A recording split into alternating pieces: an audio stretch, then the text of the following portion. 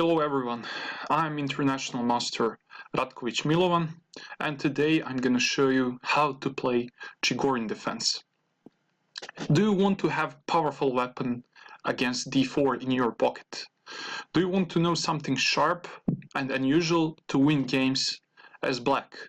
Do you want to surprise your opponents with old but at the same time solid and interesting opening? You're at the right place. Chigorin Defense is perfect opening for you. So let's start. First of all, Chigorin Defense is defense against a Queen's Gambit, which means that white need to play d4. After d4 we play d5 and white play c4. So this is something normal. Yeah, Queen's Gambit is very popular opening. So after c4 we immediately play knight c6. So usually black protects d5 pawn with c6, that is Slav defense, or with e6, Queen's Gambit declined, or black can take, Queen's Gambit accepted. But knight c6 is an interesting move because it's unusual, and our idea is to attack, to create pressure on white's center immediately. You see that our knight is attacking d4 pawn right now.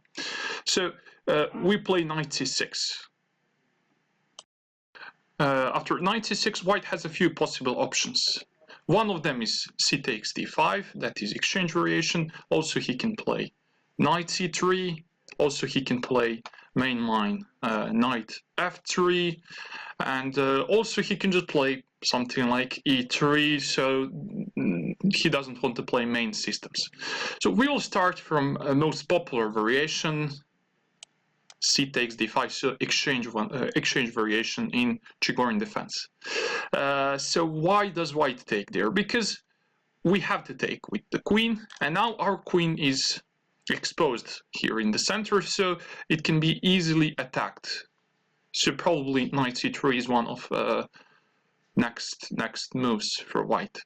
So we take on d5 with our queen, and at the moment d4 pawn is hanging, it's attacked twice. So white play e3. e3 is the main move, the most solid move for white in this position. You see, what is his next move? Definitely knight c3 to attack our queen, and then when our queen goes back, yeah, white got tempo. So on e3 we immediately start with counterplay in the center. So we play e5. White play knight c3. If we move our queen back, we will lost tempo. So that's the reason why we play bishop b4. We don't want to spend time to bring our queen back. Instead, we just want to pin the knight using our bishop. On bishop b4, again, there are a few possible options for white. We will check first main variation here, and later we will see what happens if white play some other lines. So on bishop b4, the main move is bishop d2. So our queen is hanging right now because bishop is in front of the king and there is no longer a pin. On bishop d2, we can just take the knight. Again, I'm saying that if we bring our queen back, we will lose tempo, so we have to take the knight. Again, white can take with his bishop or with his pawn. First, we are going to analyze main line, and main line is b takes c3, because now white has strong center. You see? So b takes c3 is more popular than bishop takes. So b takes c3, and then we just develop our knight like this.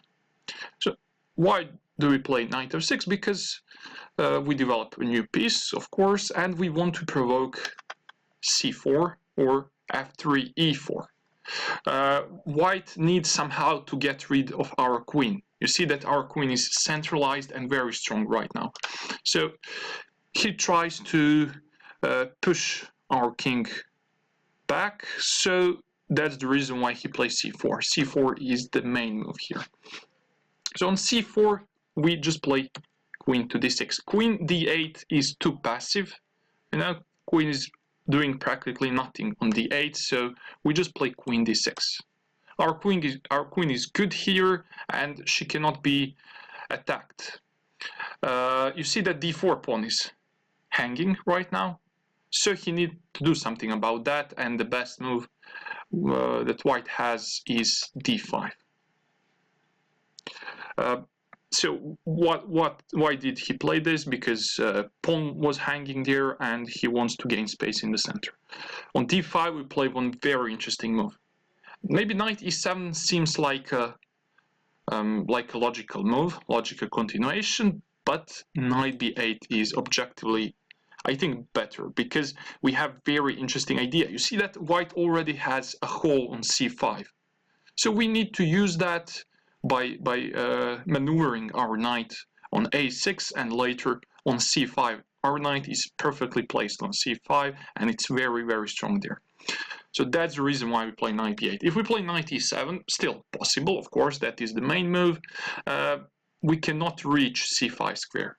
There is no way that we can bring our knight there. So that's the reason why we play knight b8. Sorry. After knight b8, the main move for white is rook b1. So you probably see what is white trying to do. He wants to move his bishop on b4. Now short castle would be wrong move because of this bishop b4, and we lose our rook on f8. Of course that we are not going to play short castle. Instead we continue to play our plan. So knight a6. Knight a6, we prevent bishop b4 and we want to jump on c5 later. Knight e2 for white.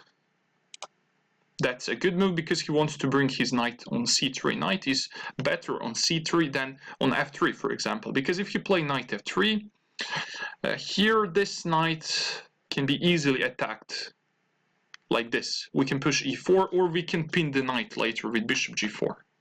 So knight isn't so good on f3, and it's better for white to play knight e2 and knight c3. We play short castle, knight c3, and now we play b6.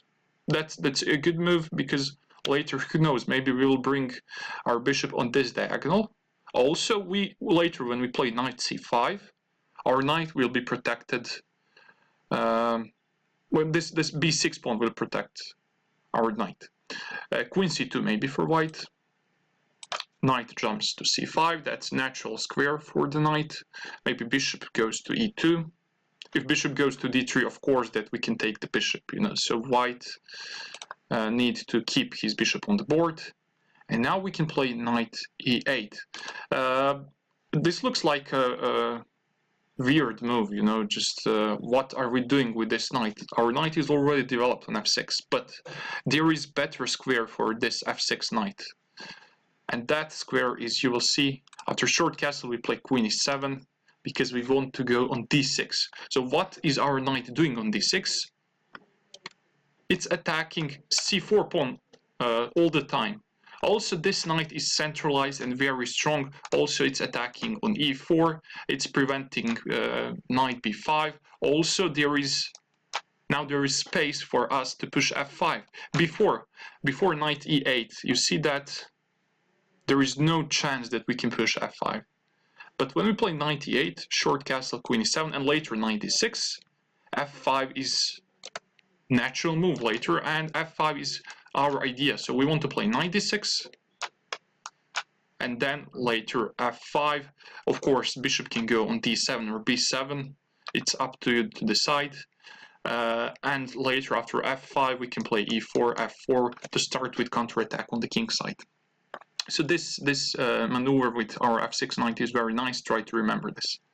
And also this knight on c5 is, as I said a few times, also a very strong piece. So just play queen e7, knight d6, develop your light colored bishop, and then you can start with attack on the king side. So this is the main variation in Chigorin defense. So what happens? We can go from beginning. So d4, d5, c4, knight c6, c takes d5, so exchange variation. Queen takes, and now e3. e3 is the main move. We play e5, knight jumps to c3, bishop b4, bishop d2, bishop has to take on c3, and b takes c3. After that, we just play knight to f6. So we already analyzed c4 variation. As I said, very popular variation. Just bring your queen back. After d5, just play knight to b8 because of knight a6, knight c5 idea. So we have already discussed about rook b1. After rook b1, we saw that we just play knight to a6. Instead of rook b1, white can also play queen to c2. Also natural move for white, you know, he just wants to develop his pieces, that's it. After that, we play a normal move, short castle. Knight again goes to e2. He's trying to put his knight on c3 square. And again, we do the same. We said that c5 is a hole, so we just go there. We play knight a6. Now, white can play knight c3 again, but it's similar position like before. You know, we already discussed about that. So let's see what happens if white play his knight on g3. It is also a possible move, and white is maybe threatening to jump on f5. No problem. Now we have enough time for c6. So why do we play c6? Because white didn't castle. You see that white king is in the center, and now we have enough time to start with counterplay in the center. So if he takes on c6, that is a mistake, because we can simply take with our queen and we are better. Why? Because now white cannot move his bishop. If he moves his bishop to e2 or d3, g2 pawn is hanging, you see. Also, c4 pawn is long-term weakness. So what can be our plan now? We would just want to play knight c5, we want to play bishop e6, we want to develop these rooks. One rook can go on d8, one rook can go on c8, and we have already better position.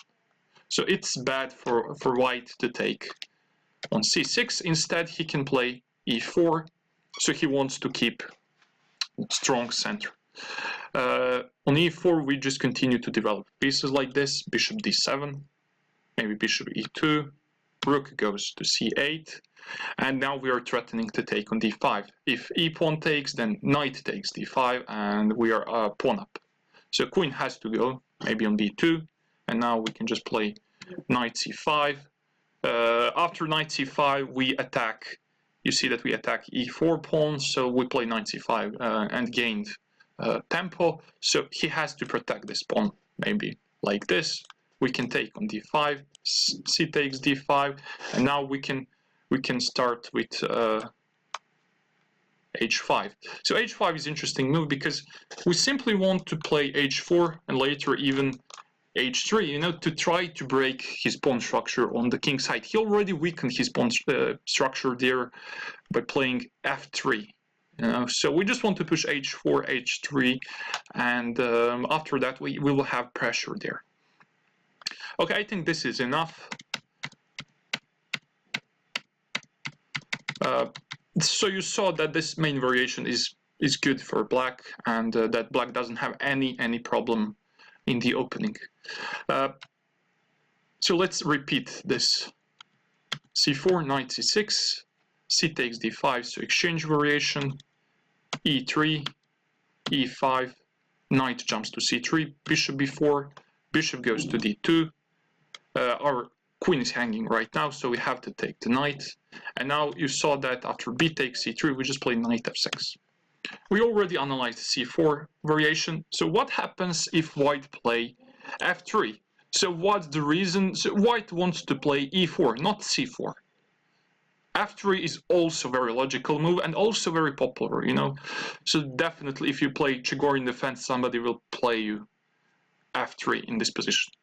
So on f3, again, we don't need to move our queen right now, so we will just play short castle just to complete our development.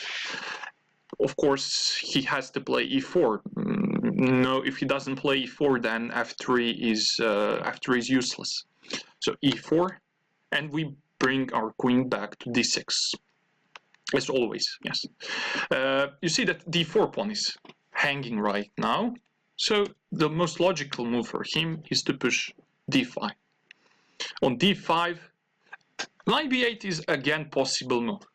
No, knight b8 is possible and also very good move. But I think that in this case, because white already weakened his pawn structure on the king side with f3, we can play knight to e7. Now our idea is to go on g6 and then later on f4. We have enough time for something like this. And now we are doing this, I'm repeating, because white already weakened his pawn structure there. So knight goes to e7. White can play c4 to connect his pawns in the center. And then we can bring this knight back to d7, because now our f6 knight will go on c5. So again, white has a hole on c5, and we will try to use that by maneuvering our knight there, by playing our knight there. So knight e7, knight e2 again for white. Yeah, now he doesn't have any other options. So knight e2, knight c3, or knight g3 is the only possible idea for white. And now we can immediately start with attack on the king side. So f5 straight away. He can play knight c3, that's the best move for him. Look, if he takes our pawn, that would be a mistake because of knight c5. Maybe knight goes to c3, and now we can take with our bishop or with our knight there. I think that bishop takes f5 is better because there is direct threat. We're threatening to jump on d3 to give check. So if he play bishop e2, we can just go there. He has to take, otherwise he cannot castle anymore, you know, so he has to take. Bishop takes. Now our bishop is perfect on d3. It's very, very strong. White doesn't have his light color bishop anymore, so we are much better here. So you see, he cannot take on f5. Instead, knight c3 is much better move for him. We play knight c5. As I said, knight is perfect there, and also we open c8, h3 diagonal for our light squared bishop. Maybe bishop e3 for white, and now we can just play bishop to d7. Position is already equal. So let's see what happens if he play bishop e2. So on bishop e2, we don't need to rush. We don't need to rush. We can easily try to improve position of our pieces, and then we can try to attack white on the king side, of course. So first b6, protect your c5 knight first. Short castle, and now I think that it's the right time for f4. After bishop f2, we can play a6 first. So we can start with g5, but you know, it's maybe too early, so just play a6. So what is the reason? Why did we play a6? Yeah, because knight b5 was potential threat, you know, to attack our queen, and then we have to give our strong bishop. So just play a6, and there is no longer knight b5 threat. He can play something like rook b1, and now we can first try to bring our rook on h5 like this. So we want to play rook h6, and later to create pressure on h2 pawn. Later, of course, our idea is sure to play g5, g4, and we have pressure on the king side. So I think this is enough. So it's just important to know where to move your pieces, where to put them. So this e4 f3 variation is interesting. So after f3, just play short castle, and on e4, just play queen d6. Now on d5, you can play your knight on b8, sure, but I think that e7 is better square. This knight will go on g6, and f6 knight will go on c5. Remember that. You can play f5, and you can try to attack white on the king side. In this moment, white doesn't have to play d5, you know, just that's not the only move here for white. Also, he can play bishop to e3. So now he simply protects his d4 pawn. That's also a very logical move for him. So now we see that d file is semi-open file, and we can move our knight there. Sorry, not our knight, our rook there. And right now we are also attacking this d4 pawn, and this d4 pawn is attacked 3 times, as you see, and we are threatening. Not sorry, 4 times, and we're now threatening to take the pawn. Knight e2 is the best move. Now he protects his d4 pawn one more time, and now we can play b6. You probably see why, because we want to bring our bishop out, and our bishop is perfect on a6 right now, because after bishop a6 we are planning to take the knight. When bishop takes or queen takes, d4 pawn is hanging. So that is our plan. Queen c2, bishop a6, and there is concrete threat. We are threatening to take the knight. He has to play rook d1 to protect his d4 pawn. Now, of course, we don't need to take the knight because d4 pawn is protected. So we can just play knight to a5 because c4 is weak square and we can easily jump there. After knight a5, I think that position is totally unclear. White didn't develop his light color bishop, his rook, he didn't castle, his king is still in the center. On the other hand, we have good setup, you know, our pieces are well placed, active. We will play knight c4 later, and I think that we have very good play after the opening. So just develop your piece, that's it, that's the advice. So on e4, queen d6, bishop e3, rook goes to d8, that is very natural move, I think. Knight e2, and now b6, bishop a6. So we completed the main variation, which means that, okay, so knight c6, Chigorin defense, he plays c takes d5, queen takes, pawn goes to e3, the main move, e5, knight goes to c3, he is attacking our queen right now, bishop b4, bishop goes to d2, main move, bishop takes, pawn takes, and then knight jumps to f6. White has two options here. He can play c4 or he can play f3 and then e4. We checked both of them, and that's it. Okay. Now we will analyze. We have the take on c3, by the way, and now we will analyze bishop takes c3 variation. It's also popular variation, not so popular like b takes c3, but still people play this as well.